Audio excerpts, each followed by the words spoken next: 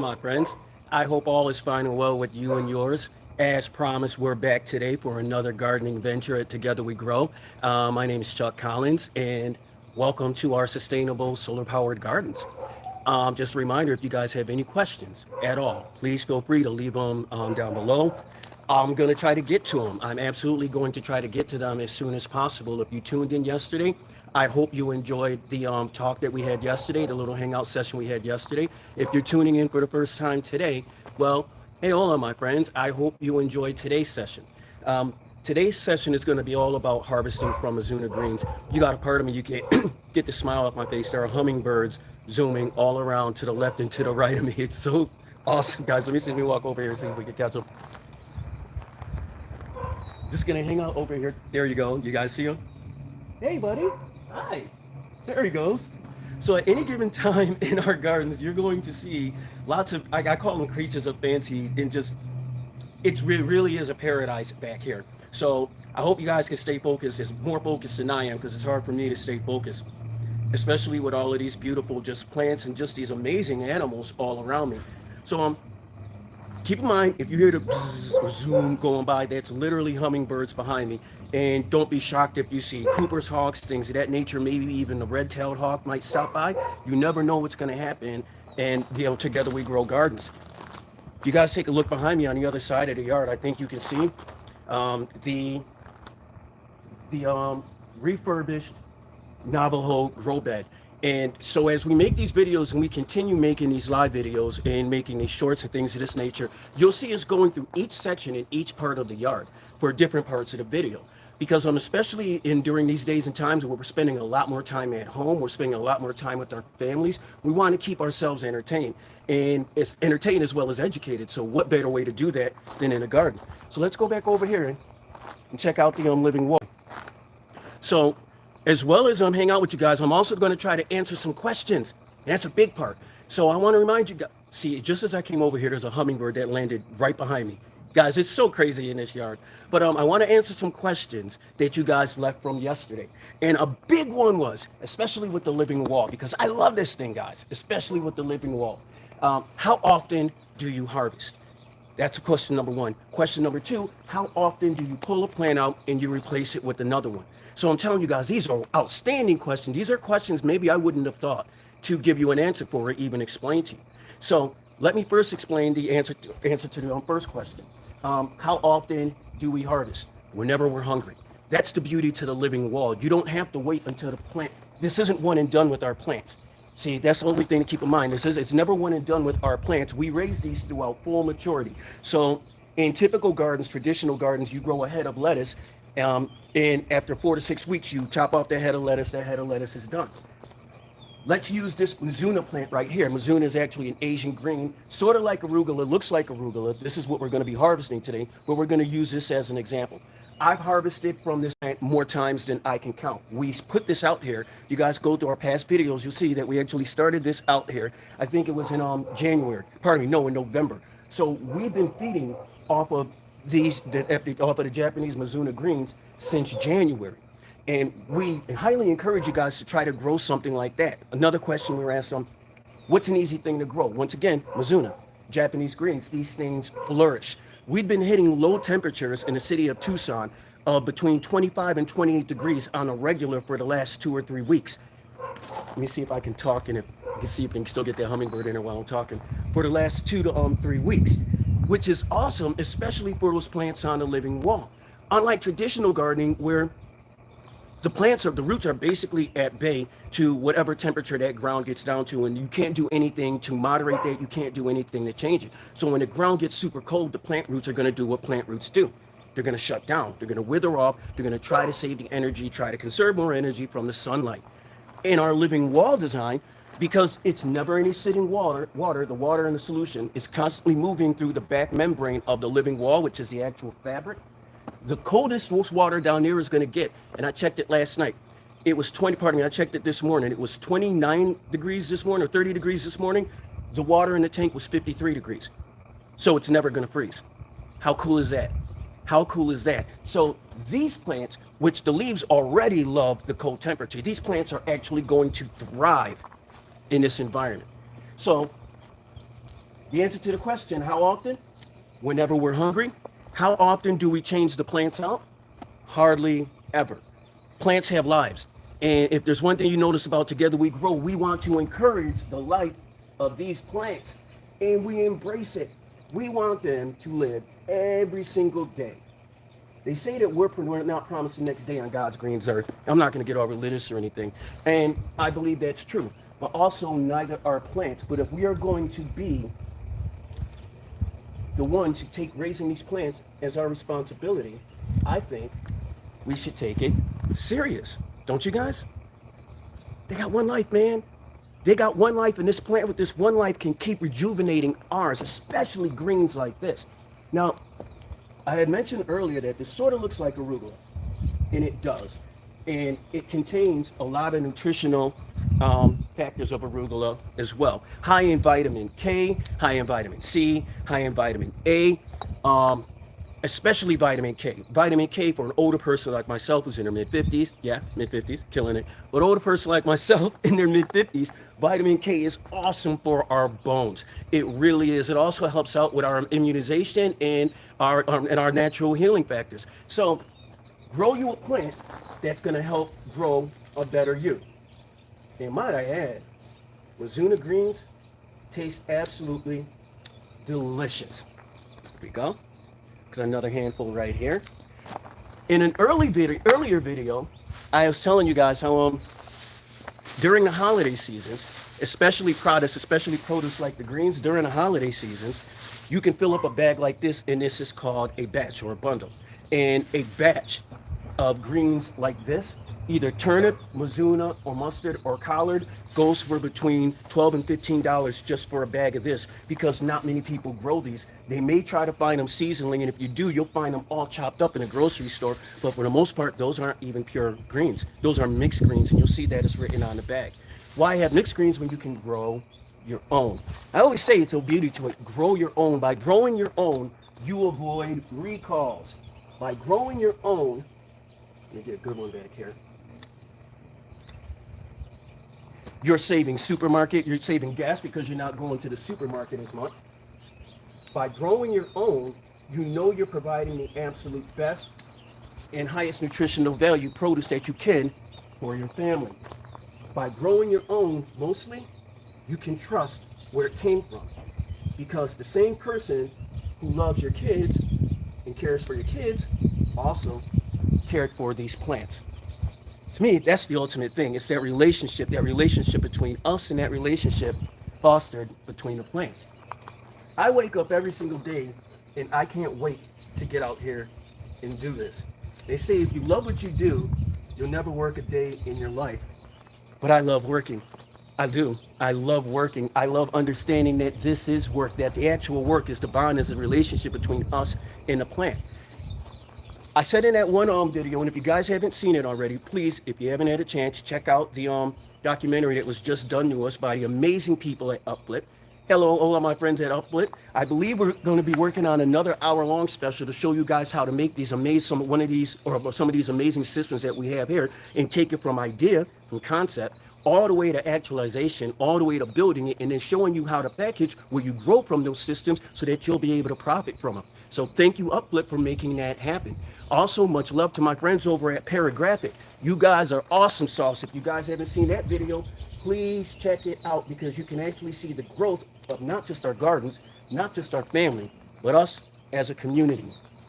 So far, while we've just been yapping here, if you look at the living wall, you can hardly tell that anything's gone, but this is what we've removed so far. So for a typical greens dish, if I was going to make one, I'd want to harvest naturally, without any cutting down or any chopping and removing stems, about a pound of greens. A pound of greens. Now I don't have my scale outside, so I can visually figure out, like, there's about a pound right there. Like, I've been doing this long enough to be half decent at that. Guess the weight. Guesstimate the weight. So while I'm still cutting, what are you guys, if you do, leave in the comments if you get a chance, what are you guys growing right now? What do you intend on growing when your growing season comes back? Is there anything that you would like to see us try out on the living wall? That's another cool one. Is there anything you'd like to see us grow on the living wall?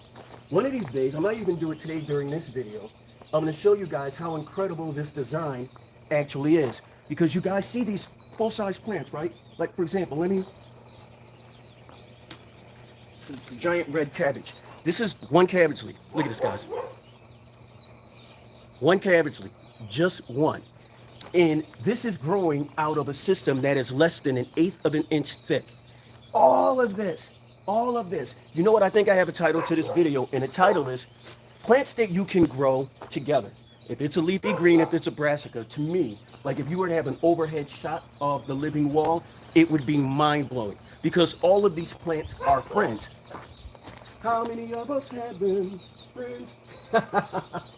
Before we go any further, let's see. Friends! You guys gotta excuse me. Gardening makes you happy. And that's another reason why I encourage you guys to get out there and do it. I've seen Angry Gardeners. Did you guys just see that? I'm not sure if you guys saw it, but the hummingbird, I believe it came right in front of the camera phone, in front of the camera on the phone just now.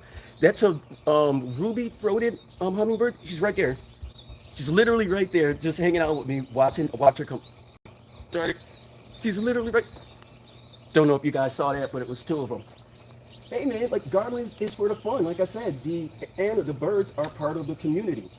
Some say, in the native indigenous folks cultures, that hummingbirds are actually the souls of fallen warriors. That's why they're so fearless.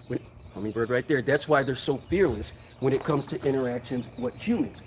But I also might add, there's still hummingbirds. Come on, guys, they're still wild animals. So let them do their thing while you're out there doing your thing. I believe there's enough yard space for all living creatures, especially if they want to live in my backyard and hang out, except for mountain lions. Well, yeah, I've seen them in the neighborhood.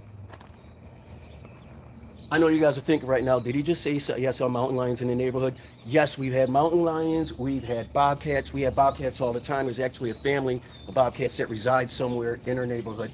So speaking of family, let's go back to plants that you can grow together. And I keep forgetting what this, I think it's giant red, really this is another Asian vegetable, but I think it's giant red cabbage, I think. But if you look closely, you'll see Mizuna, of course. You'll see green onions from the onion scraps. Check this out. You'll see green onions from the onion scraps. You'll see chard. I believe there's some, what's it called? Not chard, rutabaga in there as well. And this is funny. Let me get it over here. Let me see if I can get it over here. Right here, this is broccoli. It's actually a head of broccoli right there. So I love this one. Another thing we love about the living wall design and why we encourage the living wall design. The amount of different plants that you can grow at once. And these guys are all fighting for the same thing. They're not fighting for nutrition because that's provided in a membrane in the back. They're not fighting for water. That's provided in a membrane in the back as well. They're fighting for sunlight, which is in abundance in the desert. So if you were to see this from above, it's just a beautiful array of colors and just shooting up towards the sun. It's so amazing, man. If this doesn't remind you to be alive, I don't know what does. That's another one of the joys of gardening, reminding you to be alive. So speaking of gardening, what do you do with these vegetables after you harvest them? You can process them, but the best way I like to process food is called eating. I process it in my belly. And I know I'm gonna mess up this recipe, but it's a real simple recipe. And it can be used for Mizuna greens. It can be used for collards. It can be used for turnips. And I'm not saying it's a perfect recipe, guys. I'm not a chef, although I have some friends who are world-class chefs. I'd like to take a second and shout out to my man, Chef Locke, over at Toca Boca in Utica, New York, and Sylvan Beach. If you guys are ever in that area, check them out. He's nouveau cuisine to the next level. My guy is absolutely amazing. On him, Joe and Chippy, I love these guys. They have absolutely no idea that I'm going to mention them in this video, but that's the reason why I love having a platform. I get to surprise you guys with dope stuff like that. So once again, it's Toca Boca, upstate New York. Check them out if you get a chance. They got a few locations, pardon me, where I actually come from in upstate New York. We have a really prolific summer, spring, and fall growing season. But man, I'm telling you, when the weather shuts down, boy, does it shut down. So blessings to you guys back there now. I believe you guys are going to go through a massive cold front, lakefront snow if you're not already going through it now. If you are, please bundle up, stay safe, check in, take care of your loved ones.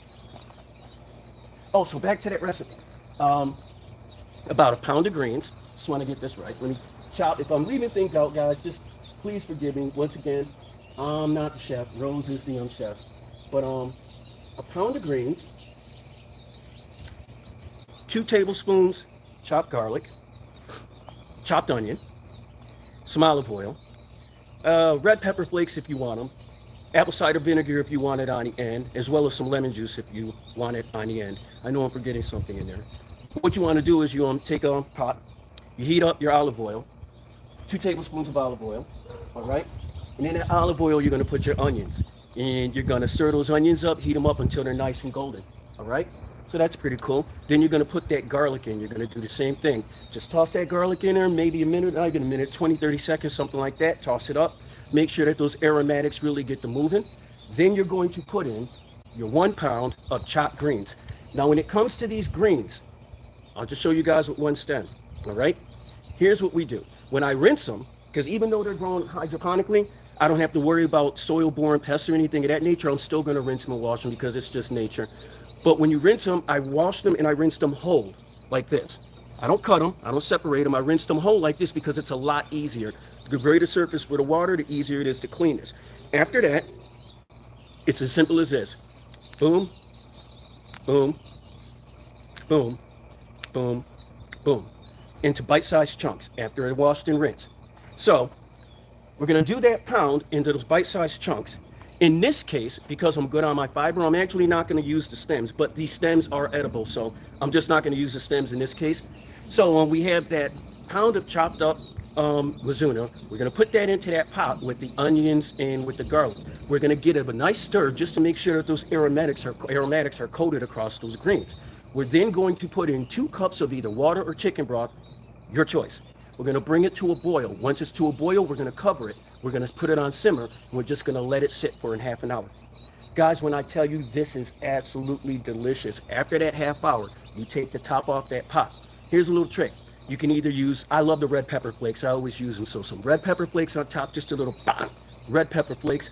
2 tablespoons of apple cider vinegar, if you choose to use it. A tablespoon of lemon juice or lemon juice, if you choose to use it, just to bring out that little boom in those greens. Because trust me, the pepper in those Mizuna greens is kicking. And that flavor is really going to come out. So if you guys want to try that recipe, give it a try. Let me know how it works out for you. I eat this like 2 or 3 times a week. And like I said, bang, bang. I attribute a lot of my health, a lot of my wealth, a lot of my fitness to the stuff that I put into my body. My wife will tell you it's kind of hilarious. If I get a cold, and if you guys are familiar with me, you'll know I don't even like using over-the-counter medicine. I don't like putting any of that crap in my body. Hydrate, sleep, and stay active. I know it's some caveman logic stuff, but it works out for me, guys. It really does. It works out for me. So back to our greens. I think we should be about set with today's harvest. What do you guys think? I mean, we just been over here just yapping and yapping. We got a little bit more in the pound. How's this doing? We got a little bit more in the pound. So I think we're going to be good. So I'm not going to bother you guys with the whole cooking process. You already know how to do that part. I'd be happy to see, if you guys want to, feel free, share some recipes down on the bottom. I want to see what you guys have cooking. I want to see what you guys are doing in the kitchen. I want to see what you guys are doing in your yard. Until next time, pardon me, yep, also, if you haven't already done it, please subscribe, follow, hit that little bell. As soon as I post some new dope stuff, boom, that bell's gonna go off. You know it's time for some brand new Chuck, and you can't get enough of Chuck now, can you? But don't ask Rose that question. Sure, you will not like her answer. Hey, I love you guys. Stay out there, stay sharp, and until we meet again, plant that first seed so that together we'll grow. Peace and blessings, my friends, and have a fantastic day.